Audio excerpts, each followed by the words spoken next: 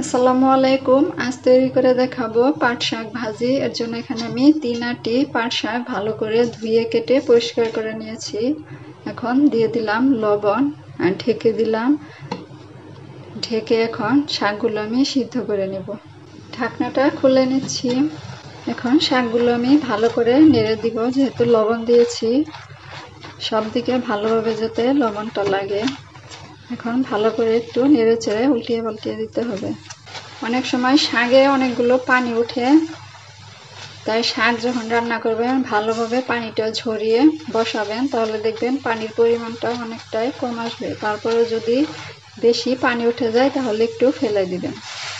তো আমার শাকে বেশি পানি নেই। এখন চুলার আঁচটা বাড়িয়ে এই পানিটা একটু শুকিয়ে তারপর চুলা থেকে আমি শাকগুলো নামিয়ে নিব। শাকগুলো নামিয়ে কড়াইতে আমি ধুয়ে নিয়েছি। এখন পরিমাণ মতো একটু তেল দিয়ে নিব। প্রথমে অল্প তেল দিয়ে শুকনা মরিচ ভেজে নিব, আর অল্প আঁচে মরিচগুলো এখন আমি ভেজে নিব। চুলার আঁচটা কম রাখলে মরিচগুলো ভিতর থেকে ভালোভাবে ভাজা ভাজা হবে, খেতে ভালো লাগবে। এই জন্য চুলার আঁচটা কমিয়ে মরিচটা আমি এখন ভেজে নিব। আর অতিরিক্ত গরম তেলে মরিচ দিবেন না, তাহলে দেওয়ার সাথে সাথেই পুড়ে যাবে। এই জন্য হালকা তেলেই মরিচগুলো আস্তে আস্তে নাড়ে চেড়ে ভেজে নেবেন। তো আমার মরিচ ভাজা হয়েছে, তো এখন মরিচগুলো আমি উঠিয়ে নিব। মরিচগুলো উঠিয়ে নেওয়ার পর এখন এখানে আমি আরও পরিমাণ মতো তেল দিয়ে নিব। যতটুক শাক ওই অনুযায়ী তেলটা নিয়ে নিতে হবে। তেলটা গরম হলে দিয়ে দিব রসুন কুচি, দিয়ে দিব পেঁয়াজ কুচি, আর দিব কাঁচামরিচ ফালি।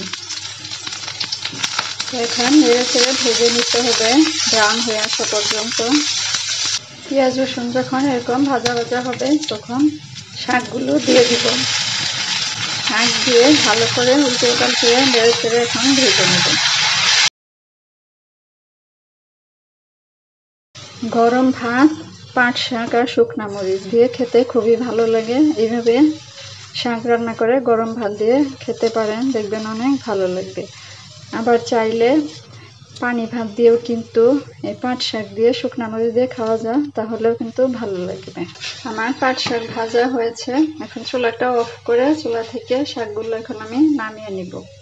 রেসিপি ভালো লাগলে লাইক শেয়ার কমেন্ট করে চ্যানেলটি সাবস্ক্রাইব করে পাশেই থাকবেন। আজকের মতো এখানে বিদায় নিচ্ছি। আল্লাহ হাফেজ।